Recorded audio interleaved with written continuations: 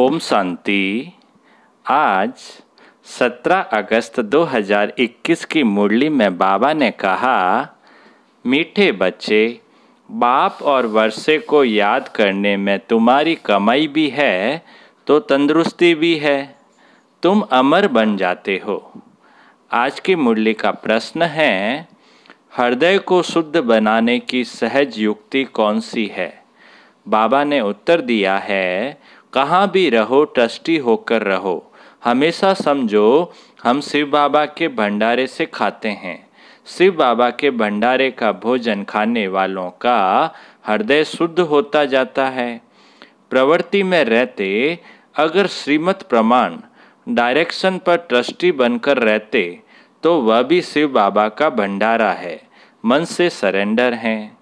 अब सुनते हैं आज की मुरली को विस्तार से। ओम शांति। जन्म जन्मांतर आधा कल्प बच्चों ने सत्संग किए हैं।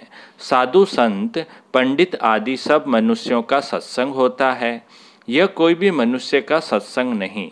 इसको कहा जाता है रूहानी सत्संग।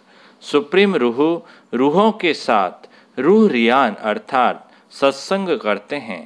यहाँ तुम कोई मनुष्य से नहीं सुनते हो, न देवताओं से सुनते हो, तुम सुनते हो भगवान से। भगवान को हमेशा निराकार कहा जाता है और भगवान आते ही तब हैं। कब आते हैं भगवान? भगवान को बाबा कहते हैं, भगवान को हमेशा निराकार कहा जाता है और भगवान आते ही तब हैं जब बच्चों को भगवान भगवती बनाने के लिए पढ़ाना है। भगवान और भगवती का पद सिवाय भगवान के कोई दे न सके। तुम बच्चे जानते हो, कल्प कल्प संगम युग होता है तो निराकार भगवान आकर हमको ज्ञान देते हैं। यह भी सिर्फ तुम ही समझते हो, दूसरा कोई मुश्किल समझ सके। शिव बाबा आते हैं जरूर, परंतु उनके बदले कृष्ण को गीता का भगवान कह दिया है तो जरूर सबकी बुद्धि में मनुष्य तन ही आता होगा। तुम ही देवी गुण वाले थे और अब आसुरी गुण वाले बने हो, फिर अब देवी गुण वाले बनते हो। देवी गुण वालों को ईश्वरीय संप्रदाय, आसुरी गुण वालों को आसुरी संप्रदाय कहा जाता है। बाबा क्या कहते हैं? देवी गुण वालों को ईश्वरीय संप्रदाय और आसुरी गुण वालों को आसुरी संप्रदाय कहा जाता है। अब निराकार बाप निराकार संप्रदाय अर्थात आत्माओं को पढ़ाते हैं, इसलिए कहा जाता है ईश्वरीय संप्रदाय अथवा रूहानी संप्रदाय, जिन्हें रूहानी बाप आकर पढ़ाते हैं। अभी तुम रूह अभिमानी बनते हो। हम आत्मा हैं, बाप हमको पढ़ाते हैं, कहते हैं मुझे याद करो तो तुम्हारे विकर्म विनाश होंगे। रूह को ही पढ़ाते हैं, वही नॉलेजफुल है।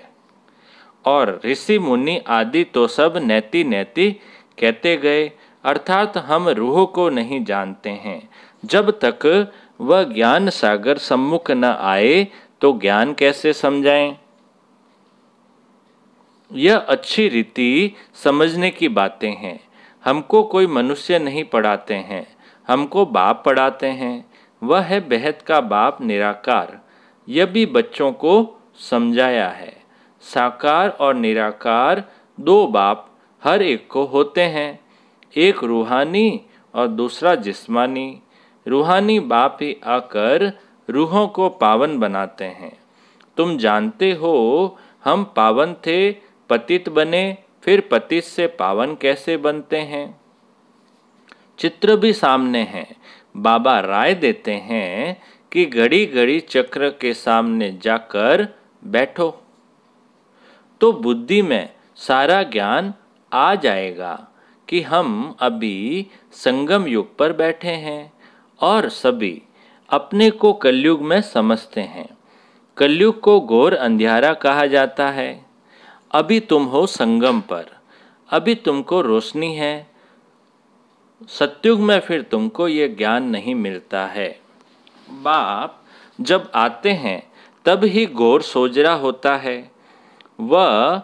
यह संगम युग है ही कल्याणकारी युग। इन जैसा युग कोई होता ही नहीं। जबकि बाप आते हैं, सत्युग को कल्याणकारी नहीं कहेंगे, वहाँ किसका कल्याण नहीं होता है। कल्याण संगम पर ही होता है। सत्युग में तो है ही कल्याण। संगम पर कलयुग को सत्युग कल्याणकारी बनाते हैं। तो अब तुम्हारा देखो कितना कल्याण होता है।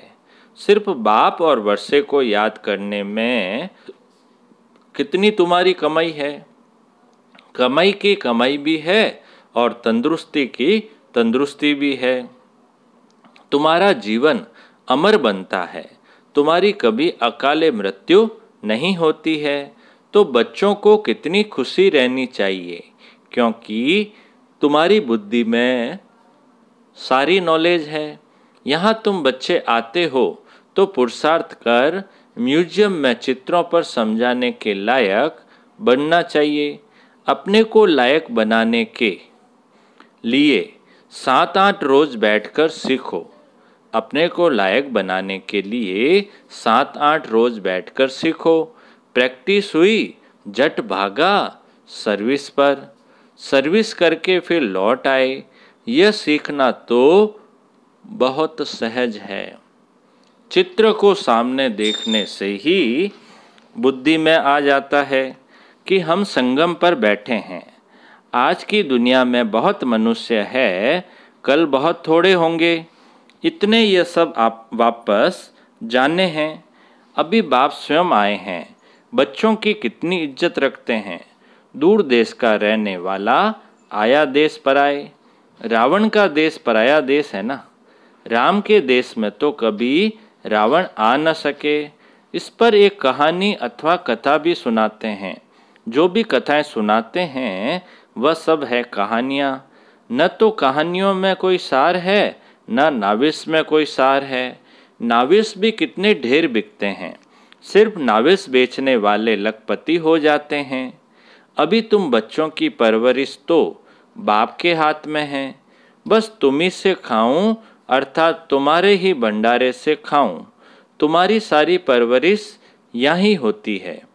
जो सरेंडर हो जाते हैं उनकी परवरिश तो होती ही है, लेकिन जो मन से भी समझते हैं कि यह सब कुछ ईश्वर का अर्थात बाप का है, मैं ट्रस्टी हूँ, हम श्रीमत पर ही चलकर खर्चा आदि करते हैं, ऐसे जो समझते हैं वह भी शिव बाबा के भंडारे से खाते हैं। शिव बाबा के भंडारे से खाने से हृदय शुद्ध होता है। ऐसे नहीं कि वह शिव बाबा के भंडारे से नहीं खाते हैं। बाप के डायरेक्शन पर चलने वाले भी जैसे कि बाप के भंडारे से खाते हैं। जिस भंडारे से खाया वह भंडारा भरपूर, काल कंटक दूर। उसके बाद तुम कभी भी, बाबा ने कहा है, जिस भंडारे से खाया वह भंडारा भरपूर और काल कंटक दूर। उसके बाद तुम कभी भी अकाले मृत्यु को नहीं पाएंगे। इस समय ही शिव बाबा आते हैं। उनकी महिमा भी गाई हुई है। शिव जयंती भी मनाते हैं, परंतु उनका भंडारा कैसे होता ये कोई नहीं जानते हैं। बाबा भी बरोबर आते हैं ना। बच्चे जो भी आते हैं उनको शिव बाबा के भंडारे से खाना मिलता है। अच्छा मेल सरेंडर होता है तो ठीक है। अगर वह सरेंडर नहीं होता तो माताएं क्या करें, क्योंकि कमाई है पति की। वह तो सरेंडर होता नहीं। वह तो जब आमदनी करे तब स्त्री खाए। हाँ, जोड़ा सरेंडर है तो फिर शिव बाबा के भंडारे से परवरिश हो सकती है। बाबा कहते हैं अगर पति पत्नी दोनों सरेंडर है तो शिव बाबा के भंडारे से परवरिश हो सकती है। यह बाप बच्चों को अच्छी रीति समझाते हैं। बुद्धि में रखना है हम बाप के पास बैठे हैं। जब तक कर्मातीत अवस्था हो जाए, दिन प्रतिदिन हम अपने स्वराज्य के नज़दीक आते जाते हैं। समय बीतता जाता है, तुम नज़दीक आते जाते हो। सत्युग के पहले वर्ष में अब कितने वर्ष कहेंगे, अब कितना नज़दीक आ गए हैं। बाप कहते हैं बच्चे, अब तुम्हारा 84 का चक्र पूरा होता है। तुमने अब 84 जन्मों के चक्र को जाना है। चक्र को देखने से ही कहेंगे हम अभी संगम पर हैं। इस तरफ है कलयुग, उस तरफ है सतयुग। कल हम अपने सुखधाम में होंगे, दुनिया को पता नहीं है। तुम बच्चों को बहुत खुशी होनी चाहिए। बेहद के बाप से हम 21 जन्म की कमाई करते हैं, सदा सुख का वर्षा पा रहे हैं। यह खुशी रहती है। स्वर्गवासी बनना यह तुम्हारी ही तकदीर में है। स्वर्ग एक वंडरफुल चीज़ है। जैसे 7 वंडर्स दिखाते हैं ना, यह तो सबसे बड़ा वंडर है। चित्र भी है वंडरफुल स्वर्ग के।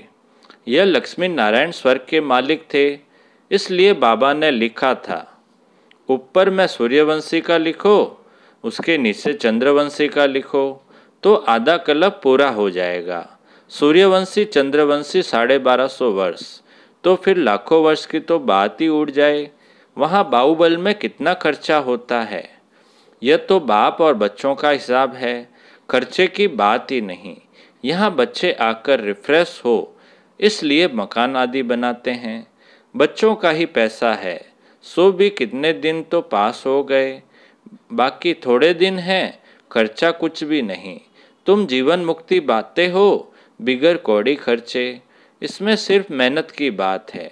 भगवान को तो सब भक्त याद करते हैं, परंतु यह नहीं जानते कि भगवान कौन है।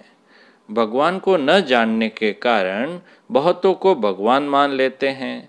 अब तुम बच्चों को सच्चे बाप का परिचय देना है। बाबा ने कितनी बार समझाया है, बड़े बड़े चित्र मुख्य मुख्य स्थानों पर लगाओ। जैसे एरोड्रम है, एरोड्रम वाले क्या लेंगे, उनको समझाओ यह तो सब मनुष्यों के कल्याण के लिए है। इनको समझने से ही मनुष्य बाप से वर्षा ले विश्व का मालिक बन सकते हैं। मुख्य है दिल्ली, दिल्ली कैपिटल है ना, वहाँ सब इकट्ठे होते हैं। वहाँ टिन पर ऐसे बड़े बड़े चित्र हो। मुख्य है ही त्रिमूर्ति, गोला और झाड़। यह सीढ़ी तो कमाल की है। इसमें विनाश आदि भी अच्छी रीति लिखा हुआ है। और पतित पावन परमपिता परमात्मा है, वह पानी की गंगा, जज करो। ब्रह्मा कुमार कुमारियाँ पूछते हैं, ईश्वर सर्वव्यापी है, वह एक निराकार परमपिता परमात्मा है। बाप से तो बच्चों को वर्षा मिलता है। मुख्य है ही यह चित्र। त्रिमूर्ति का चित्र भी बहुत बहुत वैल्यूबल है। ब्रह्मा द्वारा विष्णुपुरी की स्थापना। बच्चों को अथाह खुशी रहनी चाहिए। बेहद का बाबा हमको पढ़ाते हैं स्वर्ग का मालिक बनाने के लिए। बाबा आकर स्वर्ग की स्थापना और नरक का विनाश कराते हैं। इसलिए महाभारत लड़ाई भी साथ में है। हर 5000 वर्ष बाद ये चक्र फिरता है। बाप भी कल्प कल्प कल्प के संगम युगे आते हैं। गीता में उन्होंने फिर युगे युगे लिख दिया है। सो भी 5 युग है, 5 बार आए। फिर 24 अवतार, फलाना अवतार क्यों लिख दिया है। मनुष्य कितने यज्ञ तप तीर्थ आदि करते हैं, समझते हैं ये सब रास्ते भगवान से मिलने के हैं, परंतु भगवान के पास तो कोई भी जा नहीं सकते हैं। आधा कल्प कितना माथा मारा है, जन्म जन्मांतर फेरे लगाए, यह किया, फिर भी बाप नहीं मिला। अभी बाप तुम बच्चों के कितना नज़दीक है, तुमसे बात कर रहे हैं, तुमको समझा रहे हैं। तुम समझते हो कल्प कल्प हूबहू हम ऐसे मिलते हैं। जो कुछ बीता कल्प कल्प होगा, वही दादा जौहरी होगा, फिर उसमें ही बाबा प्रवेश करेंगे। फिर वही बच्चे आकर बाप के बनेंगे और फिर से स्वर्ग का वर्षा लेंगे। यह बाप का तुम बच्चों के साथ अनादि अविनाशी पाठ कल्प कल्प ऐसे ही रिपीट होता रहता है। अच्छा अच्छा बाप दादा बोले, मीठे मीठे सिकिलदे बच्चों प्रति मात पिता बाप दादा का याद प्यार और गुड मॉर्निंग। रूहानी बाप की रूहानी बच्चों को नमस्ते। हम रूहानी बच्चों की रूहानी बाप दादा को याद प्यार, गुड मॉर्निंग और नमस्ते नमस्ते नमस्ते। सदा रहेंगे हंसते हंसते, बन जाएंगे फरिश्ते, वाह बाबा वाह, वाह मेरा भाग्य। अब पूरी मुरली में से धारणा के लिए मुख्य सार में पहला है, यह कल्याणकारी संगम युग है, इसमें हर बात में कल्याण है, कमाई ही कमाई है। बाप और वर्षे को याद कर 21 जन्म के लिए जीवन को अमर बनाना है। दूसरा, प्रवृत्ति में रहते मन बुद्धि से सरेंडर होना है, श्रीमत पर खर्चा करना है, पूरा ट्रस्टी होकर रहना है, शिव बाबा का भंडारा भरपूर, काल कंटक दूर, मीठे बाबा का मीठा वरदान, विस्तार की रंग बिरंगी बातों से किनारा कर मुश्किल को सहज बनाने वाले सहज योगी भव। विस्तार की रंग बिरंगी बातों से किनारा कर मुश्किल को सहज बनाने वाले सहज योगी भव। विस्तार है, जब बाप को देखने के बजाय बातों को देखने लग जाते हो तो कई क्वेश्चन उत्पन्न होते हैं और सहज बात भी मुश्किल अनुभव होने लगती है, क्योंकि बातें हैं वृक्ष और बाप है बीज। जो विस्तार वाले वृक्ष को हाथ में उठाते हैं वह बाप को किनारा कर देते हैं, फिर विस्तार एक जाल बन जाता है जिसमें फंसते जाते हैं। बातों के विस्तार में रंग बिरंगी बातें होती है जो अपनी ओर आकर्षित कर लेती है, इसलिए बीज रूप बाप की याद से बिंदी लगाकर उससे किनारा कर लो तो सहज योगी बन जाएंगे। आज की मुरली का स्लोगन है, मैं और मेरेपन की अलाई को समाप्त करना ही रियल गोल्ड बनना है। मैं और मेरेपन की अलाई को समाप्त करना ही रियल गोल्ड बनना है। अच्छा, ओम शांति।